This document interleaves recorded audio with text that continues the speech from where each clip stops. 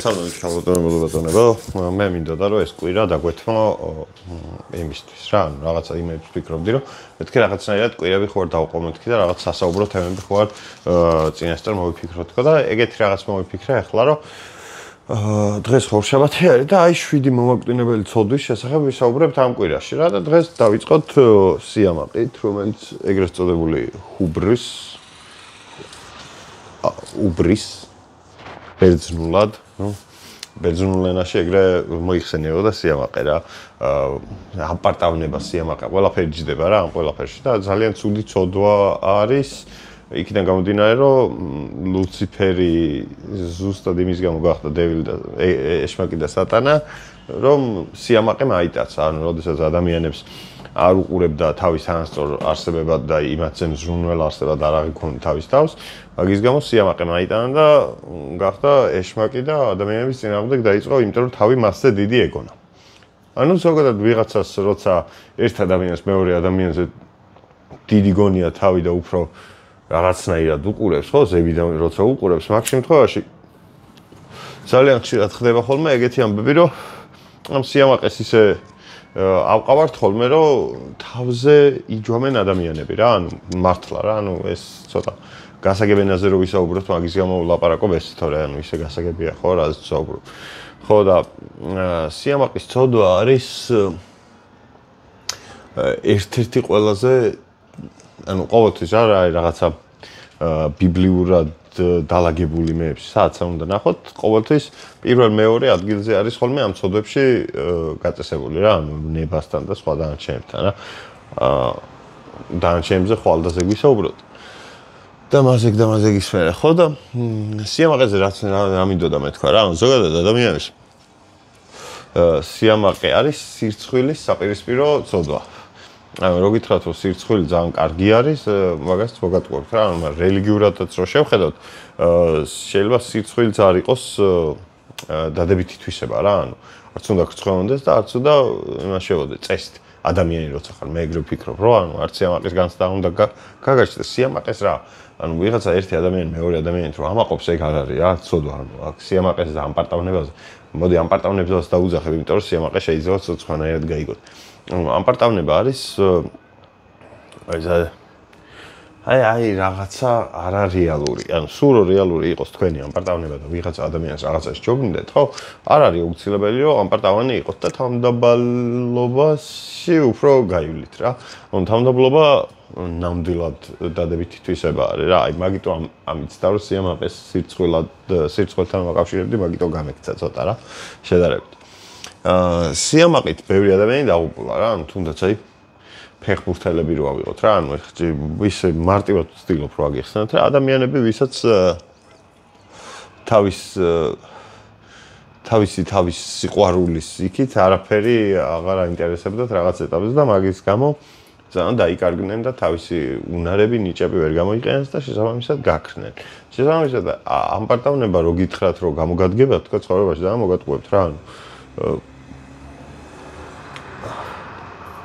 იდეაში ეს ცოდვები რაც არსებობს.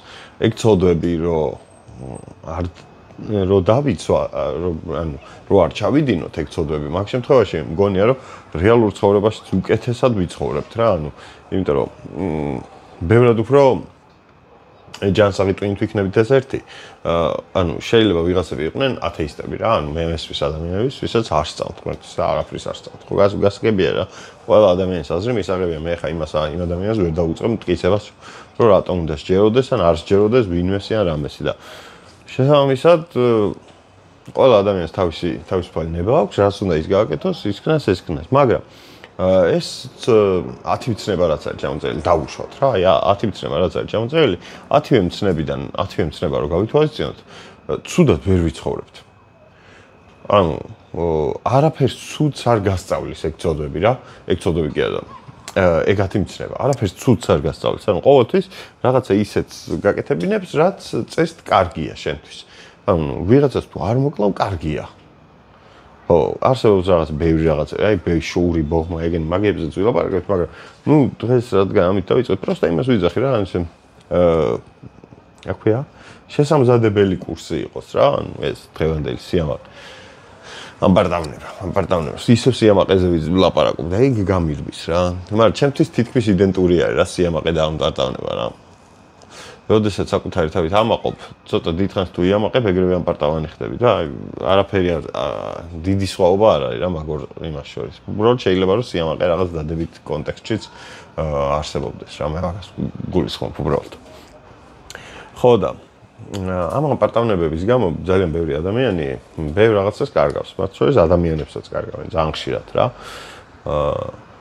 ამ ყველაფრისგან გამომდინარე როგორ უნდა მოვერიოს ამ პარტავნებას, მაგას ვერ ვხვდები რა. ანუ ვიღაცა ადამიანების მიმართ სხვა 7 მომოკვდინებელი ცოდვიდან ერთს თუ აიკიდებ, ეგეც შეგრძნება მაქვს, რომ რაღაცა ჯაჭვივით არის და ყველაფერი გეკიდება შემდეგ რა.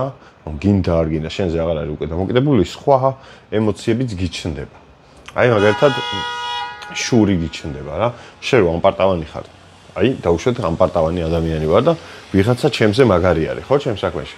მე იმის შურს და როგორც კი შური მიჩნდება, მე სხვა რაღაცებზეც ვიწყებ ფიქრს.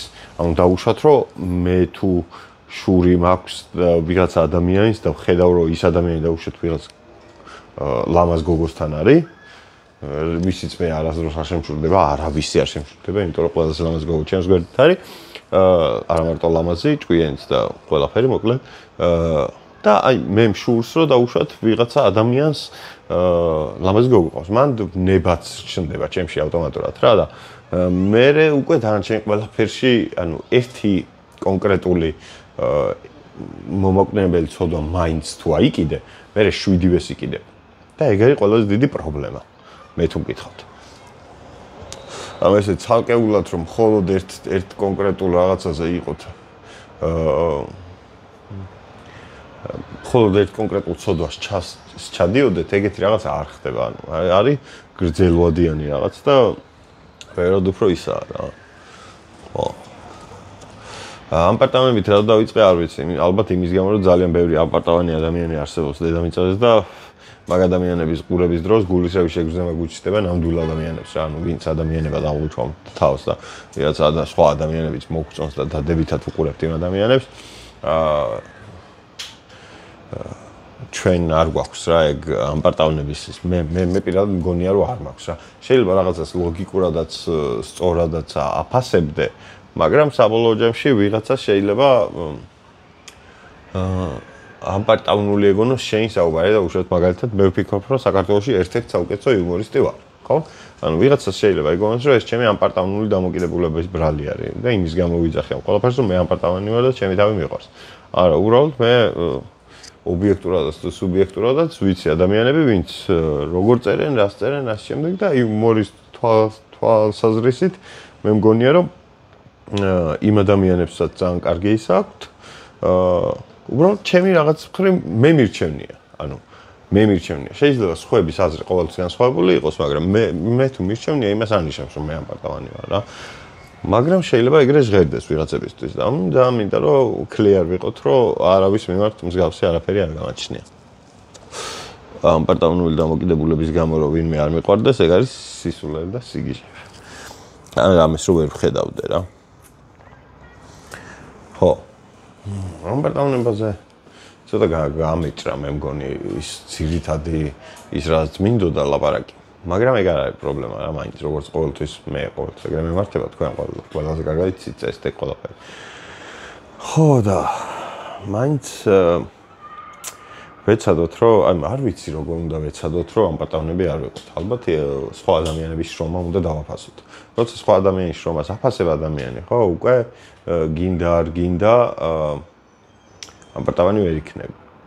რაც მაგრამ ყოველთვის გახსოვდეთ რომ ადამიანები ვართ. ყველა ძლიერი და ეს მენტალურად მყარი და უცოდველი ვერ ვიქნებით. ანუ ყველას რაღაცა ის გვაქვს რა მინუსები, რა თქმა უნდა გვაქვს. და ჯობია რომ ისე ვიომოთ და ვიბრძოლოთ რომ რაღაცა გავაკეთოთ. ნუ თუნდაც რომც გავხდეთ ამ პარტავნები, მაგის უკან დაბრუნებაც შეიძლება რა.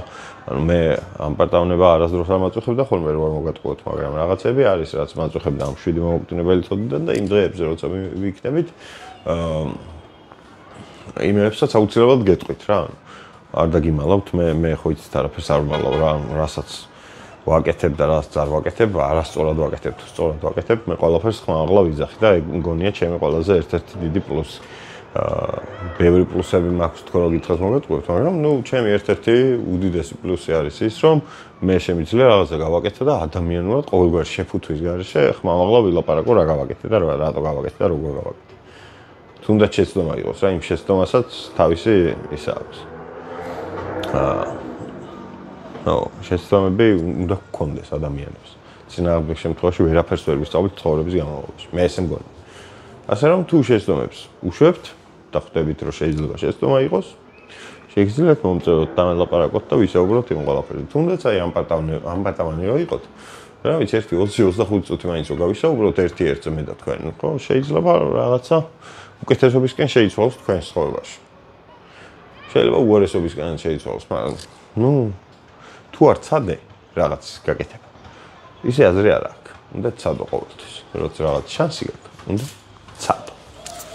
იქნებით ამ პატავნები და ბედნიერებმა ვიცხოვროთ სხვა თანასწორ ადამიანებთან ერთად.